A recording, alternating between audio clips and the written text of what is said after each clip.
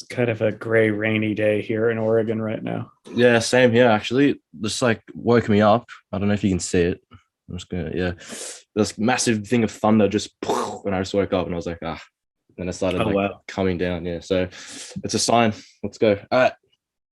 Three, two, one. Sync the mic. Ladies and gentlemen, I'm very excited today for the fact that I have someone very, very special on a podcast with me. Somebody that I would call, and he likes to call himself the godfather of dad shoes, and the current creative director at Yeezy, Mr. Stephen Smith. How are you, my friend? Oh, not bad. I was given that name, so I'll take it. That's so I'll take it as well. Now, you guys may not know this man, but you would definitely know him through his design. He's designed the New Balance 574, the 997, the 1500, the Nike Vapor Max, one of my favorites, Nike Spiridon, Pegasus, Zoom Streak Spectrum, the Reebok Instant Pump Fury, and my personal favorite, the Yeezy 700s. Oh yeah, Wave Runners, That's it. classic. Yeah. Just to name a few. So yeah, 500. so a little bit about you. You graduated in 1986, and then you started working for New Balance right away. And then after that, kind of you got into your groove and kind of 35, 34 years later. But to be honest with you, Stephen, couldn't give a shit about any of that because I like you for the fact that you're like a real creative. Like you, the way I've consumed like your content, I watched some of your podcasts that you did on Full Size One with Complex. And man, like I just resonated super, super hard with you. It's like such a breath of fresh air to see somebody who is truly a disruptor, like you called yourself. And I find that to be such a breath of fresh air because I would say that myself, I am a disruptor as well. So, yeah, I guess my first question is, Uh-huh. um, how old were you when you started, getting into this kind of creative pathway? And how was that kind of process from the beginning? I think back to kindergarten. My mother saved all of my drawings and everything from there, and I look back and I'm like, oh, it's pretty good for a kindergartner for the skill. Yeah. So, I was always drawing stuff. I love cars and machines. So I was always drawing cars and guns, and then Star Trek came. I always watched Star Trek, but then my Star Wars came out, and one of my brother's friends was a huge sci-fi geek, so he was like, "You got to design some spaceships too." So I was designing different spacecraft and all kinds of different stuff. I've got sketchbook upon sketchbook of all kinds of different stuff. So I was dreaming of all different things. And then in the meantime, my grandfather was a detail um, finish carpenter. Hold on one sec. Oh, good, man. Uh, so my grandfather was a detail finish carpenter, and he did very intricate interior work on churches and custom homes for very wealthy people. And so he had all kinds of tools around me all the time and would teach me how to do stuff and build things. And so that's what I ended up being surrounded by, was the ability to, if I could think of it, I could make it, or and he would teach me how to do it. Sometimes I'd do things on my own. They didn't work out quite right. But I mean, I was only like 13, 14 years old, Sure. Yeah. trying to figure out things. And then, I always loved the way things looked. I ran, so I had sneakers. I became like a sneaker junkie through the 70s because, it was the original birth of the whole running shoe movement.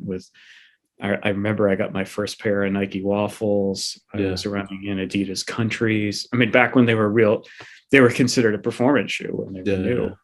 Um, the shoe I always wanted, though, when I was a teenager, was the New Balance Super Comp, and then this is like the kids' version of it. But Awesome. yeah, I always loved it. My parents couldn't afford it because it was kind of a racing flat, and they're like, "No, why are you getting a racing shoe?" And I'm like, "Well, I like to run, and they're minimal, and like you got to get something durable. Choose wisely. You get one shoe at the beginning of back to school time. Yeah. Choose wisely." And so I always like New Balances. I got 730s. Um, before my 730s, one of my all-time favorite pair of shoes was a pair of Etonic Street Fighters, if you know what those are. Um, it was a really super comfortable shoe. It was that supple, soft suede. They bled all over your feet, turned your feet blue every time you wore them. Um, and then I got my 730s, which were burgundy, and I really like those. And then my brother had a pair of 990s when they came out, and I was like, wow, 990s is $100 shoe. And I mean, at that time, that was the Yeah. most expensive sneaker. Yeah, for sure. And but they wore like iron, so it was a good investment when you got it and you were running a lot in them. And I was running a lot, Yeah. so I was kind of an early sneakerhead. And then also I always liked music. Music always had a huge influence in everything that I did. Uh, now what's considered classic rock, but grew up in the 70s, and then early punk, um, and so then I discovered punk rock, which I liked. Straight edge because I didn't drink and I didn't do any drugs, and Yeah. I liked what they believed in. As a runner and being very fitness centered, they believed that your body was your temple. And it's Yeah, funny, I love that so much. I resonate with you a lot, my friend. yeah, I mean, it's very, very Christian beliefs in a lot of ways, that your Yeah. body was your temple, and people like Christianity and straight edge punk rock. Well, if you think about it, it was preserving your body, preserving your mind, thinking straight, not needing diversions of alcohol or drugs, distractions. Um, and Beautiful. So that kind of led me to that kind of mentality. And then um, liking rock and roll. Uh, I liked woodworking and instruments and stuff. So I decided I was going to figure out how to teach myself how to make a guitar. I built my first electric guitar when I was 16 with hand tools. And so all of these things, and that got me interested in products. And so when it came time to go to university, um, I, I I didn't know what this was called, product design, industrial design. When you think industrial design, you think of like machines Yeah, or like engineering stuff, right? HVAC and, air conditioners and stuff. And, Yeah. and it's not really like product design, but it's product design. It was just called industrial design. It was either going to be that or I was going to be a Massachusetts state cop, Oh, because really? all my cousins were cops, and it was kind of like that's the Boston thing, when you're an Irish kid in Boston, you become the police or you run from the police. And Yeah, yeah. um, so I was like, well, it's like a family thing. But then there was the carpentry and things that my grandfather did, and so I looked into the state police academy. I was a half an inch too short. They had a No height way. requirement at the time for Massachusetts. So I was like, well, I'm not going to be a state cop. I don't want to be a townie. So I'm like, better, I like painting, I like drawing. And I was like, well, if you go into the arts, how can you make a living? I'm going to end up True. working at a grocery store or a clerk, and then scraping every last penny together to buy my art supplies so I could paint at night in my free time, whatever that would be, when I wasn't working. And I was like, but it's like I was talking to our guidance counselors, which were terrible. They didn't know what I was talking about when I For was sure, yeah. describing industrial design. And they're like, oh yeah, you want engineering? I said, oh yeah, is that what it's called?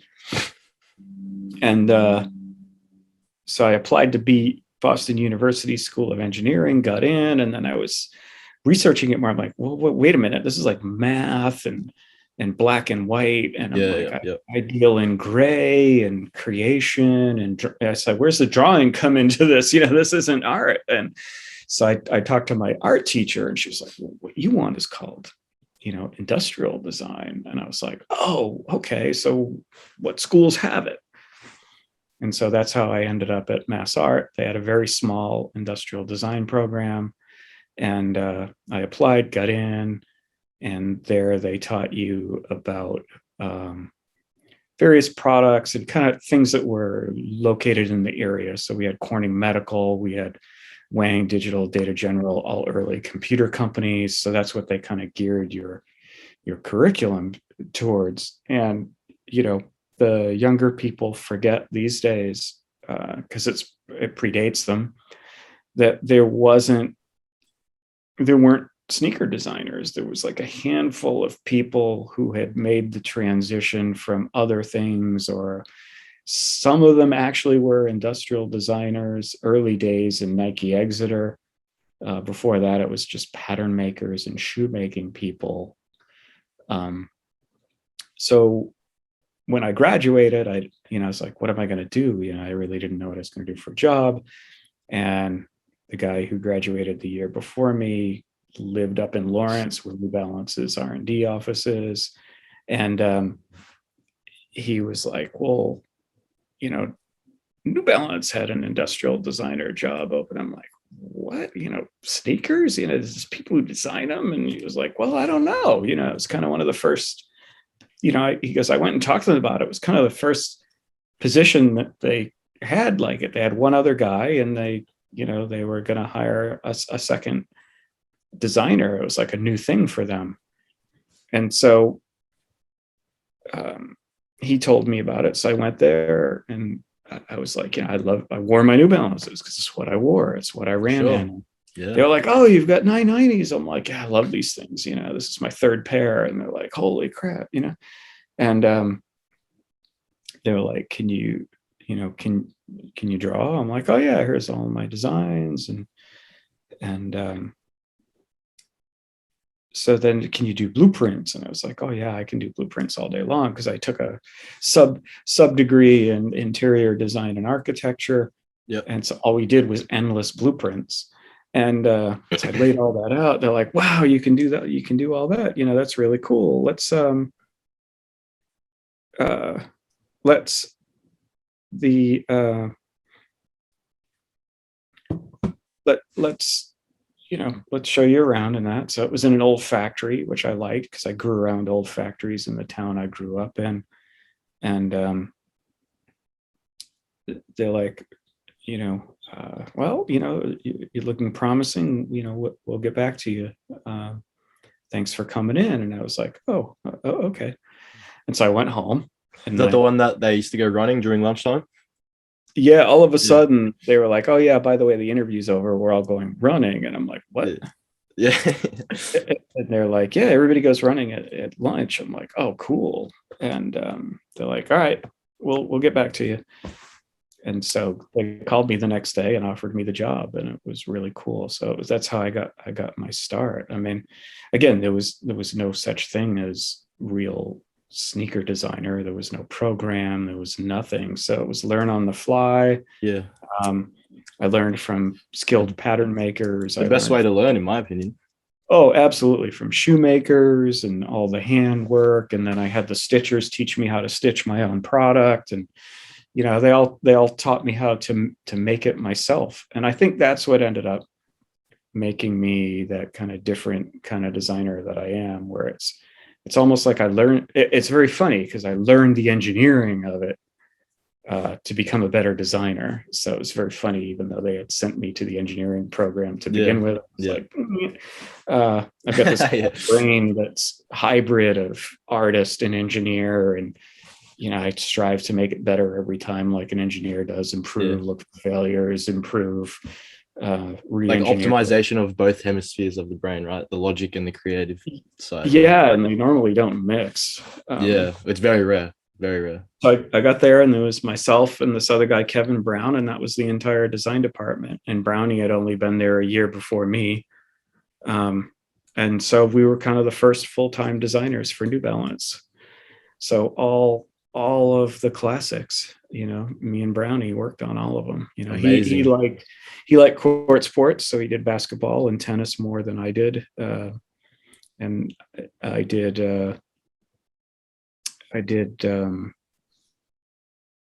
primarily running shoes. I did some weird European stuff like fell running and orienteering shoes, and I did a bunch of soccer shoes, and I did a few basketball shoes. So like it's very funny to see like my 550 rear its head again, and it's even more humorous and satisfying to see it be like this.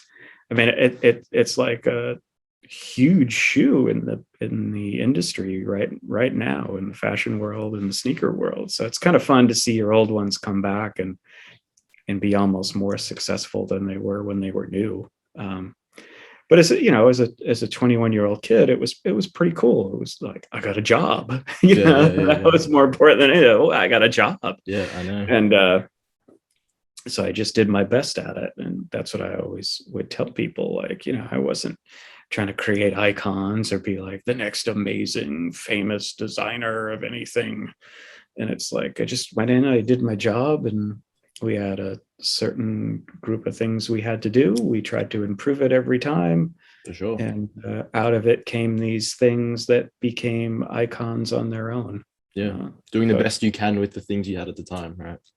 Yeah, and New Balance was kind of a smaller company at the time, and we didn't have a lot of financial resources, but we had some good freedom to create things, and a good solid brand to build off of. And so there it ended up creating networks with people, because a few of the people who were there came from Nike Exeter when Nike Exeter shut down and they moved everybody to Oregon. Those who were still in New Hampshire stayed around and kind of sprinkled in the other companies in New England. And so I met some Nike Exeter people, and then my development guy, who went to university where my sisters went about the same time, he got this new job offer from Adidas to try and rebuild Adidas in the US in '88. And so he went down to Adidas and then recruited me away from New Balance to go to Adidas.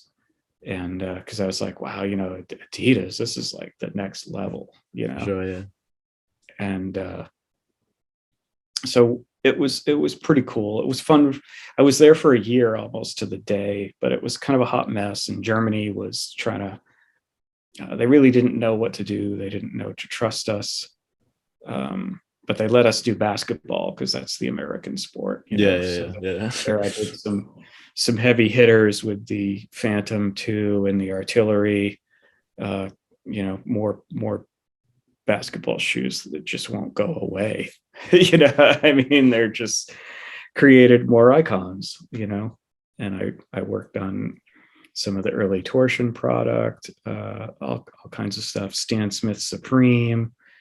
I did a bunch of Beckenbauer soccer shoes, which beautiful. Yeah, I come from the soccer background, so yeah. So I did like the whole Beckenbauer collection. Really, I didn't know that. That's crazy. Torsion 1, Beckenbauer Turf, Beckenbauer Indoor, Beckenbauer Multi-Stud. It was pretty funny. I don't know why they let me do soccer, because it's a European sport. So like, why'd they let the dumb American kid do it? But I did, and they became, they were good solid football, football product. So it was kind of fun. I got exposed to some other stuff. That's Gabe calling.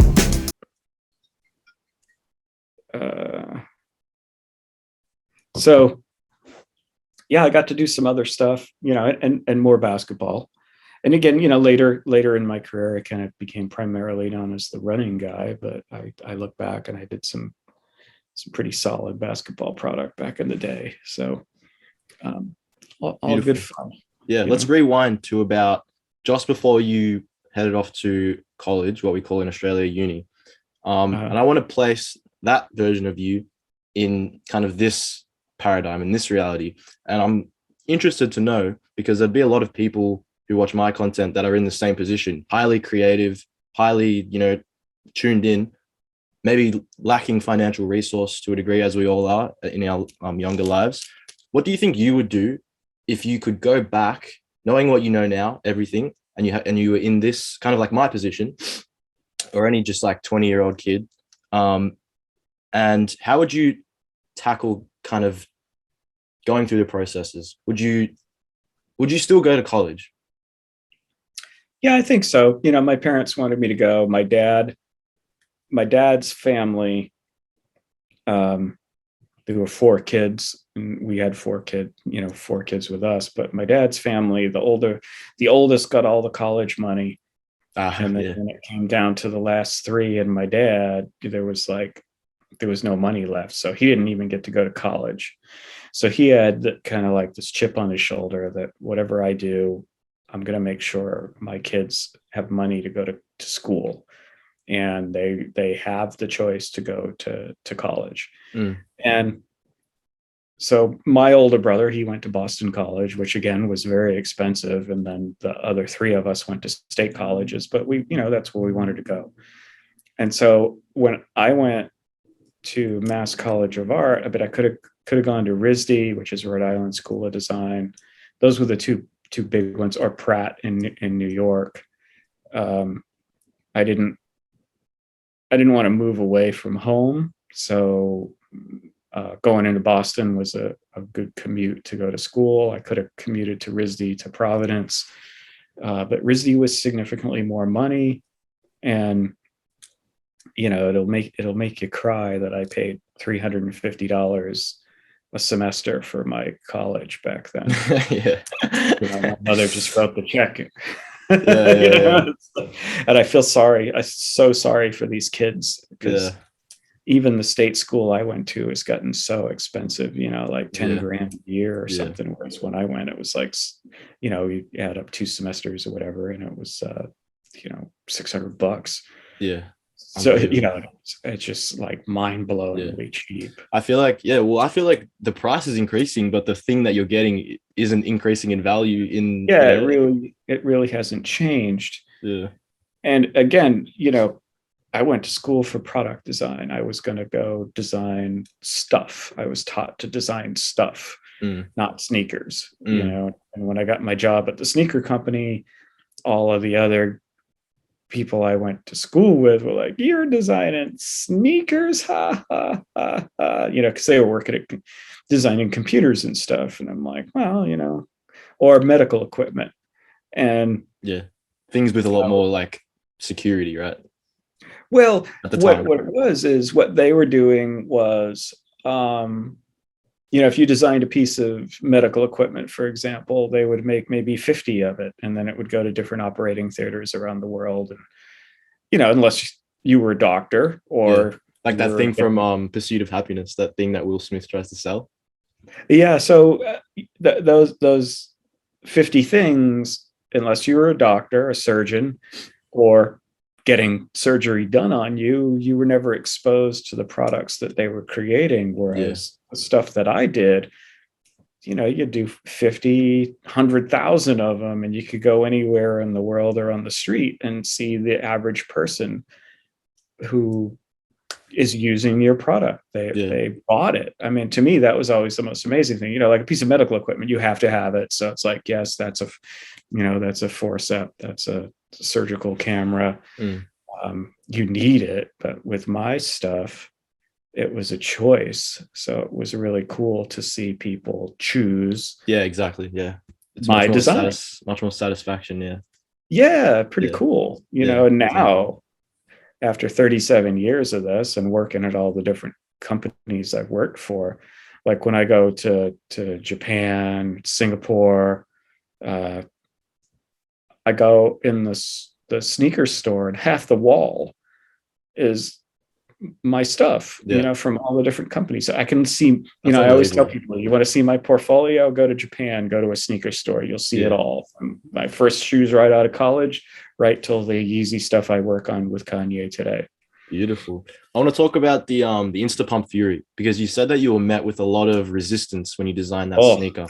Tell me a bit about the creative resistance and all like the suits getting in the way of what you see at the time as the next level or the future of whatever you're designing. Is that something that you still deal with today? People are scared. I always look at it as, Does it, are people scared of it? Good, I'm doing my job. Exactly. Beautiful. Because it's not just disruption, but it's a reset of the business and the market. It's like, does it make people uncomfortable? Then I'm heading down the right path. And I mean, and I don't mean it like in a negative way, like, does it make you uncomfortable? But because it's like, is it just different to be different, or is it different because it's better? Yeah. And a great answer to something, a solution, and believe in it. I believe in it myself, so I pursue it. You can't always necessarily design for yourself, because like if I designed for myself, I'd be designing for a 57-year-old suburban dad, Yeah. not a 22-year-old kid in Australia who needs the latest, greatest Yeezys. Yeah. So you have to be able to be a good designer to know who it's for. Know that it's good. You can wear it yourself and go, this is comfortable, this is right, these are nice materials that I would value. That's a good attitude to have about it. But being aware of who it's for is very important. For sure. Is that something that you deal with less now that you're at Yeezy? Because obviously Kanye is kind of somebody who I perceive as loves the flow of free thought and creativity, and is so opposed to all that friction that you get when you are creating something new. And has that allowed you to be like much more creative? And I suppose I'd assume that you'd be a lot happier at Yeezy than probably Yeah, Nike. absolutely. With him, it's just free form creation. And Amazing. he's a great, he's a patron of it, but he's a creative himself. Exactly I right. mean, sometimes he'll grab the pen and sketch over your thing, like, what about this? I'm like, oh yeah, that's cool. And it's kind of fun because now you've got somebody who part of the time thinks a lot like you, but then part of the time doesn't. So it opens your eyes to a whole different way to think, a whole different way to work. And so it's refreshing. It's learning. I always love to learn something new every day, and this is a new way to learn something new every day, because it's like, that's not the way I would have done it immediately, but I respect him and I respect his eye, his aesthetic, and his ideas as a fellow creative. And I think that's why we work so well together. Beautiful. Yeah. Because Well, he has a mutual respect for what I've accomplished, and I respect what he's accomplished, and together, there's no bullshit. yeah, exactly right. Like water, yeah, pure. Yeah. What was kind of like the first initial interactions? Like, how did you get in touch with him? Did he get in touch with you? How were you feeling at the time? Because if I was you in that position, I would be like freaking out. Like, Kanye is probably like one of my greatest influences as of today. So it would be just like a huge experience for me. How did it make you feel? Yeah, it was just kind of funny. I was sitting at home, I was working at Keene, and I quit my job one day, not knowing what I was going to do. I just walked out. It's not like, this isn't for me anymore. And my wife freaked out, like, what do you mean you just quit your job? I said, I can't work there anymore.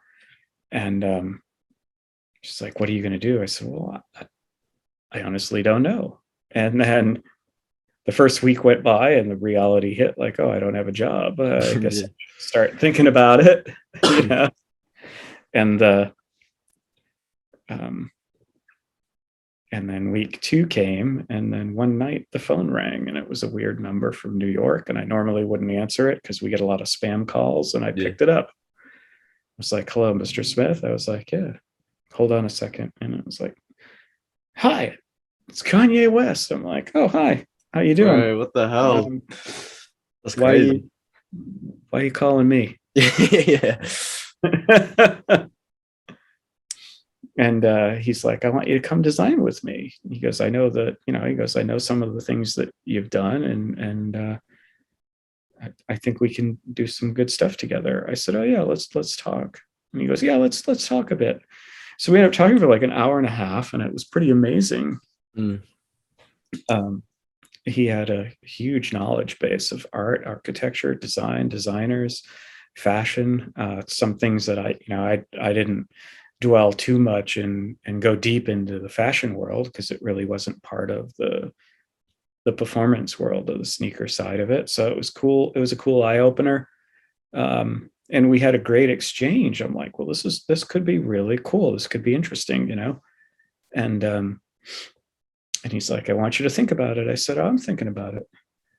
And then he called me the next night and was like, hey, I really enjoyed talking to you. I'm like, yeah, I like talking with you too. It's good fun. I think we could do some fun stuff. He goes, you thinking about it? I'm like, I'm thinking about it. Yeah. And he was super nice. And we talked again about different architecture and design influences. And then he stopped me halfway through and was like, can I be honest with you? I'm like, yeah. And he's like, I want to fuck shit up. I'm like, well, you got the right guy. I said, it's exactly why I got kicked out of Nike, because everything has to be the it's kind of corporate. Yeah. Like, well, it's just like Star Trek with the Borg. They hire you because you're different, and then from the first day you start, they try to make you like everyone else there. Yeah.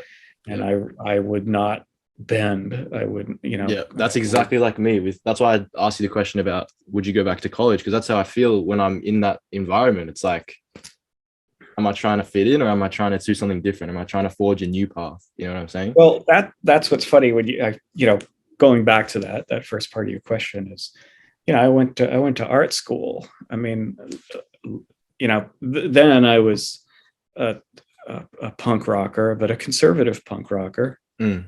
And you're going to school with all of these kids who were, artsy fartsy, and I wasn't going to be artsy fartsy. I wanted to design stuff in the corporate, if you're going to be a true product designer, you got to suck it up. You're going to work in the corporate world because you need a company.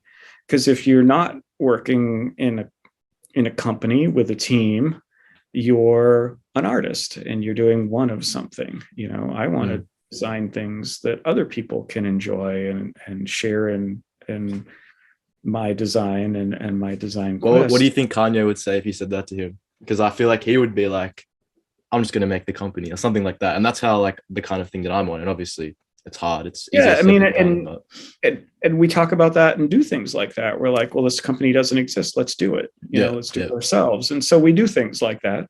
Beautiful. But it's still, you need a company. You can't do everything yourself. Like, I can't build a website to sell sneakers on. So you need somebody who can do that. So you bring those in. So you have to look at it, if you look at it from a musical point of view, like Kanye,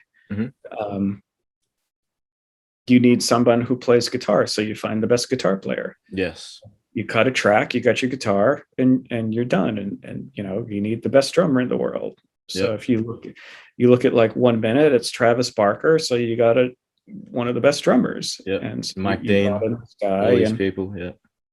So it's still a team, and you're cutting tracks, and it's the same way with the design. We'll bring in different team members or teammates or specialists, and we'll build what we need to do. But again, at the same point, there's the band, you're the core band, and then you bring in a violin player or a harmonica guy, and you cut some tracks, you throw some harmonica on it, and then back to the core band. And that's the way you kind of have to look at it. So add the layers. So when I'm going to art school, I mean, this is the punk side of me. That was me. Awesome. But most of the time I'd go to art school, and everybody was in their individuality, when they were back in their regular primary schools, they were the outsider. They were the edgy, different person in black. But you get entire university of those people, they're all the same. And so when I would go, I would wear like button down Brooks Brothers shirts, Bass Weejan penny loafers, and everybody else has got on black All Stars, black t-shirt, black jeans, and all of a sudden I'm the individual. Yeah, exactly. Because Yeah. they would be like, why do you dress like that? I said, why should I dress like everybody else here? I was, again, it was a form of disruption, rebellion. Yeah. It was the punk rock mindset. Like, Yeah, oh yeah, this is exactly. what all you guys are. Well, I'm not. This is who I am. Mm, mm. And And I wouldn't say a lot of people kind of take that kind of mindset and they say, I don't know for what reason exactly, but it's kind of like you're only being different to be different. And I kind of say, yes, but not really, because I'm only expressing what I have inside, right? And just because it is different and it isn't the same as everyone else, doesn't mean I'm doing it for the fact that it's just like contrarian. I get put in that box a lot yeah, I sometimes. wasn't doing it to be a contrarian. That's who Yeah. I was. I Mm. mean, and the veneer didn't mean shit for what was going on up here. Yeah, exactly. Beautiful. Yeah. And so it was And I feel very like a lot funny. of creative people watching this video would resonate very, like, would need to hear that message, especially from someone like you. But sorry, continue. Yeah, like I don't have to be why should I be a stereotype? I'm me. Mm-hmm. Um, I'm a unique assemblage of thoughts, ideas, and experience and life. And so this is who I am. And it was a very funny moment on that. You talk about the fury. Yep. Later, after I left, Reebok hired a bunch of young designers from England, and they were the artsy fartsies, and the one, the girl who did all the color and materials with me on the Fury, she still worked there, and one of the young British design women was like, oh, that Pump Fury is so brilliant. And she goes, yeah, it's really cool. She goes, I'd love to meet that guy Steven Smith who designed that. I just have this vision of him, like in a beret and black and fashionable clothes. And my friend Jessica just started cracking up. She goes, it's best you never meet him, because shatter the paradigm. It's not gonna be what you think. Yeah. Like I said, it's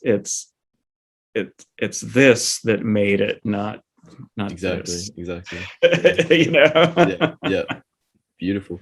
Now, working in kind of like the Yeezy sphere and with Kanye, I'd assume that you'd meet a lot of different really interesting people. Is there any who I guess are the most interesting people that you've been able to collaborate with, connect with, or even just talk with in that sphere? And do you have any like crazy stories that go along with that? Oh, we've worked with all kinds of interesting people. I like Don C. And Chicago Don C. Don's become like one of my really good friends. I love him. I love his Jordan 2s, the all blue ones. Oh yeah, Don is the best. And it was fun to meet and hang out with Virgil and stuff. I was going to ask you about him as well. Yeah, all kinds of different music people. Jimmy Iovine. It was pretty funny to meet him. Do you know who? I got no idea. No. He was like a huge music producer, but he worked on the whole Beats by Dre with Dr. Dre. Okay, yeah. But I mean, he produced all kinds of like major artists, from Fleetwood Mac and like the glory days all the way to modern times. And you run into different people through Kanye's circle, like Rick Rubin, you see all the time. Service. Yeah. Just fun characters. Yeah. And and you meet like Sheck Wes and ASAP Rocky, those guys, and I'm just like, do I really belong with these guys? Yeah, it would be like, sure you do. Yeah. Why? Yeah. Why not? And I'm like, well, yeah, I guess. So it's very funny. Good people. He has good people around him. And it feels like that. He's a person who knows exactly what he wants, and he brings a collective of like-minded people that are, mutually beneficial together. And that's what I want to do in my life, in my future, and get all these little pieces of the puzzle and create a massive collective and just be awesome and do dope shit, Yeah, I mean, and part of doing all of that, like with us, is you get to sit together. So you've got the people who are the apparel specialists, you've got the fashionistas, you've got you know, the other hip hop artists and musicians and stuff, and you all sit together, and it's just like the creativity flows just through Yeah, osmosis. You know, you'll hear them cutting a track, and you're like, that's a cool beat, and it drives your hand and what you're sketching. exactly. I mean, and all of that is being able to, that's what helps you embody what Yeezy is, Mm, and, you know, represent Kanye through what you do. mm, And amazing. so, you know, I'm honored to be part of that world, but it also, it's a key ingredient and driver to the creativity and the creative side of it. Yeah, Uh, that so would yeah, like really energize me creatively as well. Being around people is like one of the main things that gets me thinking. Because even in the most little insignificant conversation, interaction, action, you can see these type of things, and it's like almost like a domino effect. And then I have to yeah, go quickly go and grab this, and then start writing.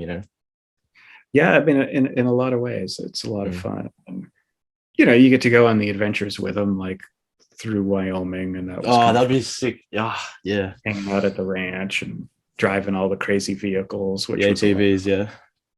Yeah, you know, the Sherps, they were fun. And then he had that ripsaw tank. That was my favorite thing to Crazy. drive.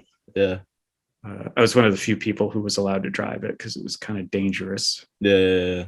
Yeah. But God, it was fun. Mm. So yeah, you never know what you're going to do. You know, one week you could be in Chicago, and then when he was doing the listening parties, that was kind of fun. It was a good kind of finally to get out of the whole not traveling with COVID, to go down to Atlanta for the first listening party, and then Mm. go to Chicago for the other Donda party. It was really cool. It was nice to get out again For and sure. travel. Yeah. Yeah. Um, and Does he hook you up yeah, with the I mean, private jet or what? no, Ah, come on, I do Steve. I do commercial. I'm Nah, fine with nah, that. fair enough. I mean, that's part of the thing too, is having that. I've you know, we've been on private here and there, and Yeah. that's fine. But Yeah. Yeah. you know, I respect him, and I respect his what he's earned, and so I don't want like these expectations. I'm fine Yeah, no, flying. for sure, for sure. Yeah. We're playing. Who cares? You know Yeah, what I yeah, yeah, mean? It's like exactly. half the time I'm asleep anyway. You catch some shut eye when you can, and Yeah. it was very funny. It would drive my family crazy because, you know, they don't fly as often, so they get on the plane and they're all on edge and they can't relax. And Yeah, I can't sleep on the plane at all. It's crazy. Yeah. oh man, from those early days at Reebok and Adidas, we were traveling so much. I mean, I would go to Asia 4 or 5 times a year. Mm. And in those days, it wasn't easy because we were flying from the East Coast to the U.S. So Ah, you'd yeah, go, got you. Yeah. you know, you'd go Boston or New York to Detroit, Detroit to San Francisco, San Francisco to Narita, Tokyo. Then you'd go from Tokyo down to Seoul, Seoul to Busan in Korea, Mm. or Busan, then on to Jakarta or to Bangkok. I mean, you could be on planes for 25, 26 hours straight. Yeah. And so then you'd land, and then the factories or the hotels were hours away by car. Um, and so your body just trained. It's like, so like the second you hit the ground, you were ready to go. Yeah. Yeah. Your body became trained to like sleep when you can, because you Mm. don't know when you're going to sleep again. Mm. And so the second, as best as I try, I would bring books with me on the plane. When I travel now, the only way I cannot sleep on a plane is if I get out my sketchbook and I start drawing. And that's the only way I can stay awake, because like my body is so trained to just, the second I get in an airplane seat and the plane takes off, I pass out. I'm like, because you got to sleep when you can, and Yeah, that such was a the plan, superpower, man. and be ready to go. Yeah. And so, yeah, I mean, it was wild. Mm. You're out, and boom, you hit the ground. You're awake, ready to go. Get out the passport, get out your, your immigration form, fill that out real quick, and run off the plane and off to the next adventure. Amazing. Yeah, it was pretty intense. Yeah, I was younger then, in my 20s, and it was easier. Yeah. But yeah, once my body was trained to sleep on the plane, it's like it just doesn't go away. Yeah, yeah. I'll get there one day, I hope. Yeah, I don't know. I mean, if you want to travel. That's a thing, yeah. Now, one of the things that comes with being a disruptor, I would say, and I can say this from personal experience, is having a kind of healthy risk-taking capacity. And the way that I've kind of honed my capacity for risk-taking, and even just like playing the fool, I actually made a YouTube video about that recently, was getting introduced to skateboarding. Can we expect any kind of skating silhouettes in terms of Yeezy design? Because I know that it's such an instrumental part of the culture, especially now with COVID, with all of this. And I know you obviously have to be very elusive with the question, with the answers. But can we expect anything in that domain? Because that would excite me heaps. I mean, if you think about like the the power phase, I mean, you could skate in that. Yep. I mean, it was an old leather fitness, but I mean, you remember Sick.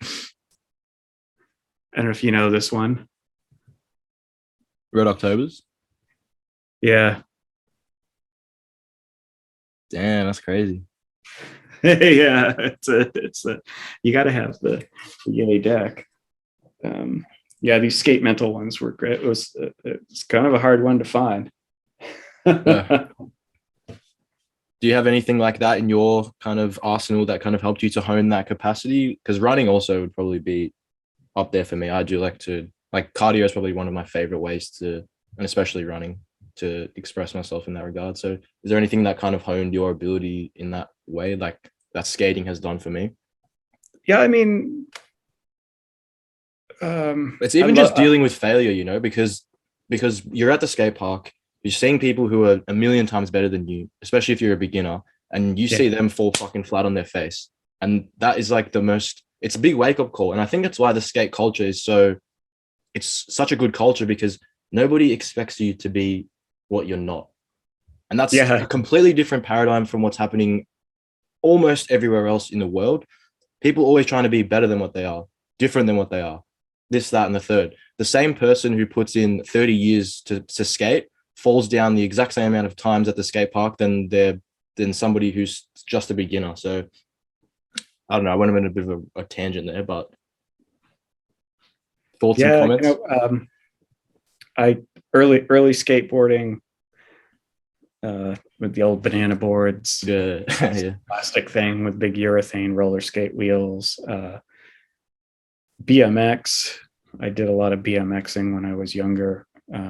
Running was my thing. It helped me think clear. Oh, for sure. I would go and I would run 12, 13 miles a day. When I was at New Balance, I weighed 139 pounds. Yeah. Because I was running nonstop. Yeah. Well, we use kilos, so I got no idea, but. What's that? We use kilograms, so I don't know. Oh, yeah. It was, I was pretty light. Yeah. Let's see what it translates to. But the I always liked cycling. And so when I got to Reebok, a bunch of us did mountain biking. And then in the winter, we would do night mountain biking in the winter, which was pretty intense. Yeah, that would be. Because we had these night sun halogen lights on our on our mountain bikes. So I like mountain biking because it was like the trail version of BMX. Yes. So it was a good transition. And let's see, 139, 63 kilos. Wow. Yeah. That's pretty much what I weigh, like right now. Yeah. Amazing. Yeah. So, it was good fun. And, it made you resilient because you would same kind of thing. You'd crash, you'd get hurt, you'd get up. Yeah. When we were at Reebok, we would ride at lunch and then come back and crash, and you'd be all beaten up and bloody and muddy, and people like, what happened to you? Like, oh, it was awesome. And then exactly. You're like, well, it's good fun. Yeah. There's this one photo, I'll get it up. And it's kind of like my favorite photo, and I made a video about it. how if I was to describe 2021 in a year, it would be with this photo. Entertained as well. So it's also good to have like a really young kid around. I was the younger brother, so There you go. Did that affect you at all in terms of creativity? I think so, because it made Yeah. you kind of quiet and the introvert. Mm, Um, because you were the last in line for attention. yeah, for So sure. it was like I'd like to be by myself a lot, and that's where I just went and sketched and Yeah, well, drew. I feel like all the upper echelon of creatives are really kind of introverted in nature. So Yeah. yeah. Where is So this photo? I always say, for Nike mistreated me in a lot of ways, but Can we talk about that? well, the one positive thing that came out of it was they sent you to all of these presentation skills classes to try and beat the introvert out of you. Yeah. You're still the introvert. You just figured out how to talk publicly. Yeah, Uh, for sure, for sure. and yeah, so and Nike was different for like the first 5 or 6 years. It was pretty magical. It's that one. I don't know if you can read it, but effectively it says Oh yeah. it's like three shady figures, and it's like, don't go there, don't go there, don't go there. And then the next one is, do you regret our warnings? And the guy's all beaten up, bloody, like you said, after your mountain biking. Nope, I had an adventure. I learned lots and I felt very alive. And I feel like people nowadays are so averse to putting themselves through pain, putting themselves through that destructive process that creates, so much of the things that we use on a day-to-day basis, right? People kind of, and this is the thing that kind of really gets me upset.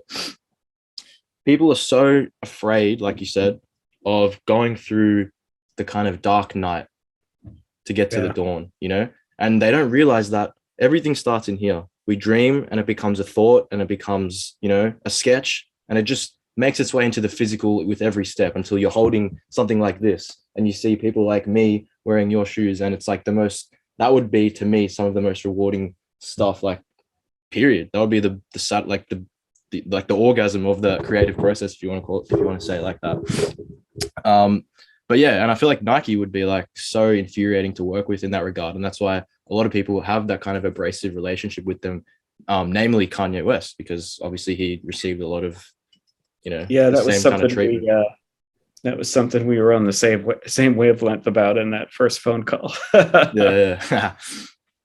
um, But yeah, why exactly because you got fired by Nike, correct?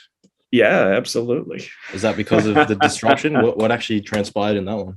Yes, absolutely. Because, Yeah. you must follow the rules and follow the path. Everything's pre-programmed for you. Yeah. Just make us another $65 shoe that sells 2,000 pairs and take $1 out. And I'm like, where's the fun in that? And you could only do 2 designs and then funnel it down to 1. And like, that's it. Don't question it. You haven't sketched enough. I'm like, wait, but you only want 2 designs. How am I supposed to sketch more if we've got 2? And the marketing guy likes the 1. So why don't we make it? Oh, no, we've got 4 weeks to sketch. You need to sketch more. I'm like, exactly. why? Yeah. I got something people are happy with. Let's start building. Let's make it, we can make it better if we start earlier. Yes. And it was like, well, that's not the process. That's not the way we do it. And it's like, well, what if what you're doing isn't the right way? It's wrong. Question it, question everything. And that gets back to the punk rock mentality of question it. Why do we do it this way? Why can't we try it this other way? Just try it. Oh no, and it's that fear of different, fear of change, fear of failure. Exactly. It's like, what if we fail? And like, well, what if we win? What's even, isn't that better? Yeah. If we take the risk and it pays off. Yeah. Win, because you could make a shoe that sells 205,000 pairs that season, or you could do something that sells 500,000 because you took the risk, because it was that much better or that much different, like, whoa, ooh. And even like your shoes that kind of blew up, if you want to put it like that, like 10 to 15 years after you've actually created it, and it's become even more popular after that, almost like half a generation after you've put it out. Yeah, it's crazy. It's crazy to see. Do you design it like that? Like, is that in your thought process, or is that just something that transpires when you actually put in the hard work and make something as best as possible? think it just happened as you build the DNA of who you are and how your brain functions. Like I solved the problems automatically, like it becomes part of the recipe of like, okay, if I do this, it's going to be better. If I build it like this, or I turn at this angle, it's cumulative learning, and applying it, as opposed to, there are certain givens and functional ingredients, and you can't fight with those or reject them, but there's definitely areas where you can push the envelope, push the limit, do something people have never seen before. And that's what I always did when I was at New Balance. And for those of you watching, that's why Stephen has attained so much success in his career, especially with all these, these shoes that you see. If I walk outside, I'll see your imprint that you've made on this world. And you can't say that for a lot of people. And it's because of the fact that you want to be in the unknown. You want to be in the chaos. I mean, when I was at New Balance, I remember when Bruce Kilgore did the sock racer came out, and I was like, what is that? Yeah. That's something like I've never seen before. And that completely changed how I looked at product. And sneakers, like, I want to do that. I want to come out with something where people go, what is that? And when I saw it, I was like, I wish I did that. That's so cool. And so that's been one of those filters I have. Like, it's just so cool that somebody would look at that and go, damn, that thing's so cool. That's awesome. I wish I did that. And that, again, that's again part of the recipe, but it was a huge driving factor for me. Like, I want to surprise and delight people like that thing did for me. It's like, what is that? Yeah, exactly. And that's what I when I saw these, that's my exactly. Oh yeah, I mean, everybody was in the simple, no seams, knit one piece thing, and we came out with that thing. People like that's not a Yeezy, with the 350, because the 350 V2 had come out, and then that. People are like, what? It's like that. What is that? What is Kanye doing? What is Kanye drinking, man? Have you heard that song? What is Kanye drinking, I didn't even man? know what he was asking me to do when he's like, draw this. What if you did this? Put this one and that one. And is it true that that Christian Tressler did the upper and you were the midsole man for this one? No, this one's all me and Kanye. Oh, beautiful. All right. Can I ask a question? This thing right here, you see, like, is this like the sun and like the moon or something? And it's like reflecting on the water? I was looking at it the other day and I was like, it's just shapes and form. Damn. Because I was like, pleasing shapes and forms. Yeah. Because if this is a wave, then that means this is the ocean, like running on the ocean, kind of. And then this is like, I don't know. Because it's reflective too. The name kind of came after. Really? Damn. Yeah. Because I like the concept a lot. Like, usually I like things because of the deep thought that goes into it. I mean, we were calling it the dad shoe or the retro runner, and I think he might finally gave it the name the wave runner. Drop the wave runners, now we run the wave. I love that bar. Yeah, so I don't know, it was cool. So yeah, it was very different. It was a zig when everybody else was zagging, and it disrupted the market. It completely, if you think about it, and that's part about being a leader in this industry, is, did you make the entire industry change course? Yes, because all of a sudden everybody had to have some kind of dad shoe or spin on that thing or some knockoff of it, and we shifted the entire direction of the industry. Yeah. And was it inspired by the Triple S with Balenciaga, and has that kind of no that was I think that was going on roughly the same time. Yeah, that's why I was so integral, I think, because it's a lot of so you got to think of the process. The process is a year to 18 months in creation before it comes out, so it's not like. But also Kanye and Demna, who's the director of Balenciaga, if I'm not mistaken. Demna wasn't around with us at that point. Oh, really? Okay. Yeah. So it was almost like on the same vibe, on the same edge of what was happening, and there you go. Have you heard of the 100th monkey effect? Yeah, similar to that. Yeah, Yeah, yeah, the typewriters. yeah, And yeah, yeah, yeah. so it yeah, it was weird. We were just catching the same vibe, and out of it Mm, came these things. And I mean, beautiful. Yeah, it's an amazing shoe. And part of it is the philosophy of how I design all my stuff. No, and it kind of goes back to the New Balance thing. And at some point I got to go eat my dinner. yeah, yeah. But Sorry. the New Just Balance let me thing, know because I'll probably sit here for the next 3 hours, man. if you look at the New Balance things, that that we had a formula. Every shoe had to have the tip, the Yep. saddle, and the foxing, which is what they called the heel counter: tip, saddle, foxing. So that was the ingredient list. But the thing that was always cool about the New Balances is how they were proportioned, Yeah. and that became ingrained in how I design stuff. So like, no matter what way you look at it, it's cool, it's interesting, it's balanced through the Mm, whole shoe. There's like, not everything is up here. yeah. Yep. You know what I mean? And then there's nothing back here. Mm, There's interest, there's interest, there's mm, interest, and there's no bad angle. And that's the way I've always, because of that influence of New Balance. When you look at my shoes, like this is the Monster Fly Spike that I did at Nike. It's like, it's interesting, it's interesting, it's interesting. There's always something to see. mm-hmm. There's no bad angle, and it's balanced 360 degrees. The thing is balanced, and that's what's cool when you look at the Wave Runner. It's kind of that same ingredient in it. No matter what angle you look at it, there's something to see. It's interesting. There's no place where your eye stops. It's always looking at it, Mm. around it.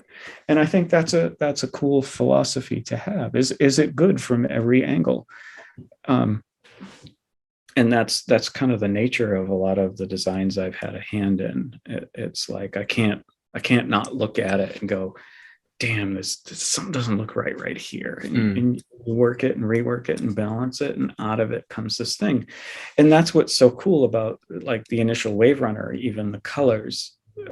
There's quite a few colors going on with it, but the thing goes with everything. It looks good with everything you put it on with. That's why That's I what's love so it so cool. much. Yeah. Yeah. And that's, it's kind of how these things become like this icon. Where like, damn, that thing looks good with whatever you wear it with. uh and I mean, that's pretty cool. It means I did my job well. Yeah. And I always say that it's like, I never sat down to create an icon. I sat down to create the best shoe that I could at that moment in time, or the best product, Yeah. above and beyond even footwear when I work on other stuff. And that should always be the goal. Is it newer or better? Is it something when I look at it, damn, I wish I did that? And that's what I look for in the industry with the younger kids. It's like, they're like, what should I do? What should I design? I said, do something I wish I did. Mm. you know Mm. I mean, that's That's a starting point. Yeah. when I see something like, damn, I wish I did that shoe, I'll go get it. Yeah. And there hasn't been a lot where I've been like, I gotta have that. Yeah. Exactly. Yeah. And I've said in another interview before, in these early days, we were competing with Saucony, uh, Adidas, Nike, and that was it. You're competing in your own industry, and then suddenly the Walkman appeared, right? Game Boys, cell phones. Yeah. Suddenly, I got to make something more compelling than this Yeah. It's difficult. Yeah. to get your money. Yeah. Before I had to make something more compelling than this, Yeah. but now I got to make something more compelling than this. How can you, Yeah. like, oh, I can see the world on this, blah, blah, Yeah. blah. Yeah. The Black Mirror. Yeah. I got to make a sneaker Yeah. that's more. I Yeah. gotta have it. Mm. Yeah. That's It's interesting because I feel like a lot of the major companies and big players are moving towards kind of like an NFT type online virtual goods. Is that something that you're moving into in the future? I don't know. I think it's kind of a cop out because it's not real. It is a It's true. virtual. Virtual means not real. This is true. You can't I don't you, know. That's arguable, I'd say. you can't wear an NFT. I mean, it's art. At that Yeah. point, it's art again, right? It's not a Yeah. product. Yeah. Okay. Fair. Yeah. You can't put your NFT on and go outside and have your feet not get wet. You know what I Yeah. mean? It's Yeah. Yeah. like you got to think of things like that. Yeah. Yeah. It's This is fun. true. It's a fun avenue. It's a fun creative outlet, but Yeah. um, we're about sport, body, Mm, movement, mm. reality, and it just doesn't. It like I said, it's a fun distraction. NFTs are a fun distraction, and Exactly. virtual Yeah. realities. I mean, it's a fun distraction, but Yeah. Is it real life? The big yes, question. That's the big question. at some point you go outside Yeah. and be ready for it. Yeah. So Have you seen Ready Player One? I have not. Yeah. I feel like it's an interesting film in that regard. Or like even Yeah, like The Matrix. At what point does reality shift in a way that's like, yeah. and I how do mean, you adapt to that as a person like you or I? Matrix was huge for me. Yeah. The first one, Mm. the last one was terrible, but Yeah. the first were good. The first one was just amazing Yeah. when you think about it. And Kanye and I think about it sometimes, like where where Mr. Anderson. We're fucking the algorithm. Yeah. Yeah. Yeah. Yeah. Exactly right. We're the glitch. That's the glitch. Yeah. I feel like that as well, my friend. Yeah. You telling me We they don't can't look at be me like the explained. motherfucking Yeah. glitch? you know. Yeah. Amazing. Amazing stuff. I only have a couple more questions. Okay. The first would probably be, is there any like very unorthodox creative processes that you've taken apart in or have done yourself? And kind of describe that if you have any kind of stories with that. Oh, I don't know. I mean, being out in Wyoming in the barn and when it's 40 degrees Fahrenheit out, that'll Mm. inspire you to think different. Yeah, yeah. Yeah. It's that's part of the thing is he'll put you in environments that Mm. he's on this adventure and he's taking you with you. Mm. You know, Mm. Do you guys kind of connect with the spirituality aspect or the religious aspect of where the direction that he's gone down? Because I feel like I'm Oh yeah, definitely I on mean, that there's path as definitely a well. big So spiritual involvement in a lot of it, in a religious aspect. I mm. was, we had a big conversation, and James Terrell, who's a big influence for him as Yep. well. We all had very strong uh, Christian upbringings from different churches. Yeah, myself included. Yeah. I was a Catholic as opposed to a Southern Baptist, and uh, Terrell was a Mennonite. But I think that contemplative aspect of a supreme being guiding things had a big influence on what we do. I look at what I have as a gift, that I'm really good at what I do. Exactly. It was a gift from God to be connected with Kanye. Um, and how else do you explain some of these things? You can't. People Yeah. are like, oh, Big Bang, but where the shit come from that blew up to be the Big Bang? Exactly right. I'm on your wavelength for sure. Yeah. Even even like Einstein questioned that, like, where did the matter come from? Yeah. Yeah. Has it always, if it always existed, where did it come from? How did it come to existence? Mm. You know what I mean? They become deep philosophical things, very, mind bending concepts of, Yeah. atheists. Yeah, you're what's your sky god who lives in the cloud going to do about that? But Yeah. if you've got that, if your mind's already closed, Yeah. how can you even conceive of, like, Yeah. where did this come from? Like, why? Even to the point where you can say, okay, yes, I have no tangible physical evidence, no proof in that regard. Even if, like, I don't know if that's exactly the truth, but let's just assume it is. The whole concept and the structure around it is such like the spiritual experience, if you would put it like that, is so integral to a lot of people's just mental health in general. Like it's a foundational thing where like you can go and be vulnerable. You can go and express yourself in a way that no other outlet allows you to, you know, it's very therapeutic. And I feel like a lot of people would benefit from it. But the fact is that there's once again that fear veneer, like you called it before, that prevents that from happening. So, and I feel like a lot of people would benefit from it, but for whatever reason, the world isn't going in that way. It seems like to me. It's kind of sad to go away from some sort of religious belief. I mean, fanaticism has definitely hurt a lot of things, but you don't necessarily have to be a fanaticist to truly believe in things. It's like, well, why am I here? Do you know what I mean? Like, why? You know, I'm good at this. Why? Who do I serve? Yeah. One of the recent things that I've been dealing with in my personal life is just like kind of like this shift in kind of ego, or like, I don't know, I would call it like ego death, but I don't exactly know what to describe it as. And it's kind of the letting go as well. It's kind of like I don't actually know what's good for me. I can write down all my goals on a piece of paper and I can say I want this and I can say I want that. But I think more and more as I grow older, I think that true enlightenment or the true pathway is to leave it up to the big man, leave it up to God, or leave it up to the God within you, you know? Yeah, I mean, I don't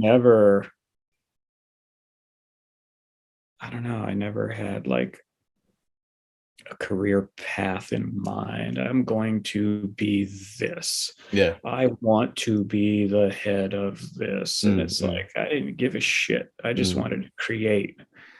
And to me, that to this day is still what matters. It's like, that's why I feel like I resonate with you, and especially you and Kanye, and that kind of mentality.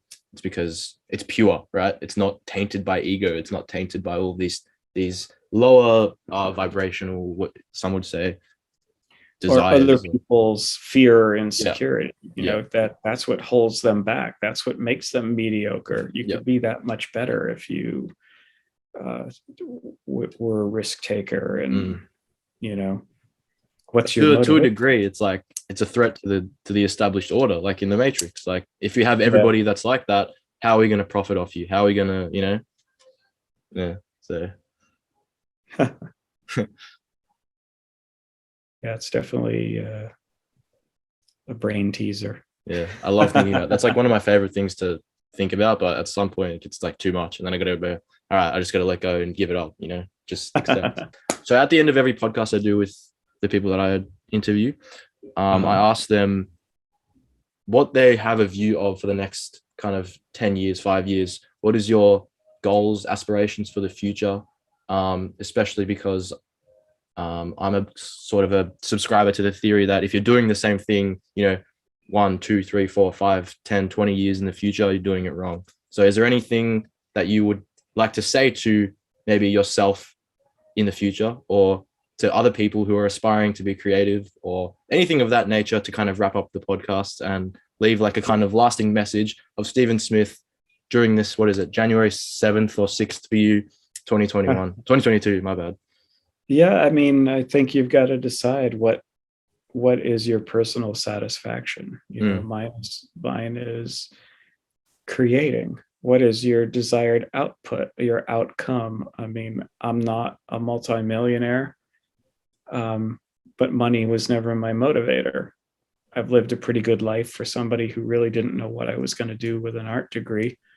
Because, you know, most of the time you think of the starving artist. Yeah, for sure. My success isn't measured in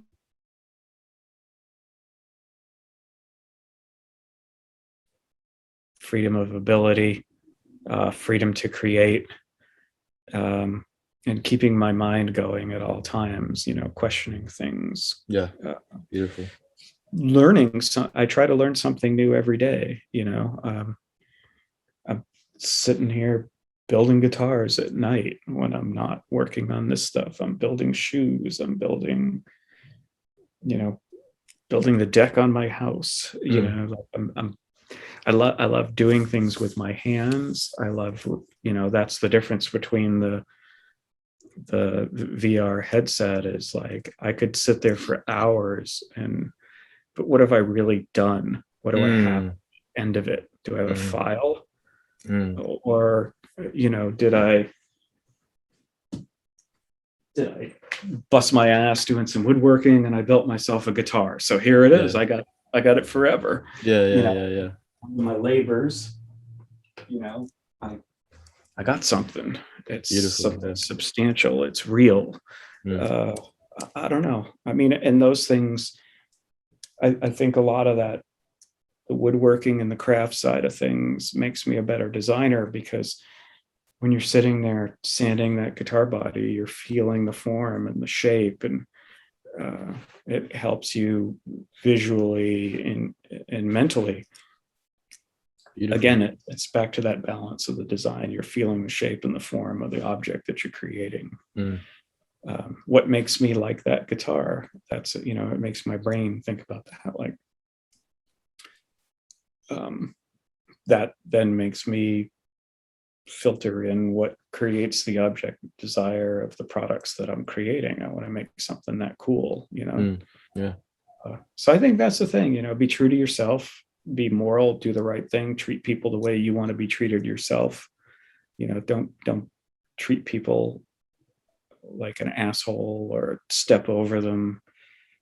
Because I've had plenty of that in my career, and like I always said, I've where I am, I've done it myself without harming anyone else, and I think that's important. I can sleep at night Exactly. knowing Yeah. that I didn't screw somebody else over for my own success. Exactly right. Yep. What I For did sure. was real, and I did it. Yeah. So I think those are the main things. Mm. The stuff that creates legacies. I love it. Yeah, again, I never said I was going to create any kind of legacies. I just Mm. wanted to have a job and go in and Mm. do my job every But day it and is do the it. byproduct of like the purity of thought in that regard. Yeah, So yeah, absolutely. A beautiful. lot of it goes back to the very stripped down mentality of the Bauhaus. Mm. Um, Only what you need, Yep. build it right. Yeah, and I did see that in kind of the performance art of Donda, and how he has just like his little Yeah, room of like basic Spartan, minimalistic, like that resonated extremely like with me, and I was like, that is legit. Like you're watching artwork in motion. It's like unbelievable. I feel like people will be talking about this, people will be talking about this, and people will be talking about hopefully what I create for years to come. And that's why I admire you so much. And I yeah. admire everybody that kind of sees the same way. Have, and it should be fun. Hell yeah. Yeah, for If sure. it's not fun, then it's work, and there'll be none of that. Absolutely not. Absolutely not. Yeah. That'll be my parting word. It's Beautiful. like, keep it fun. Yeah. Awesome. Thank you so much, Stephen. I appreciate it. I love Yeah, getting on and talking to interesting people. And yeah, obviously thank you for giving me the time of day. I know you're probably a busy man, so yeah. nothing but gratitude. I'd love to make it back down to Australia again. I had fun when I was in Melbourne. Yeah, it is. It's I love living here. It's really good. Yeah. So awesome. All right, I'm gonna cut the recording.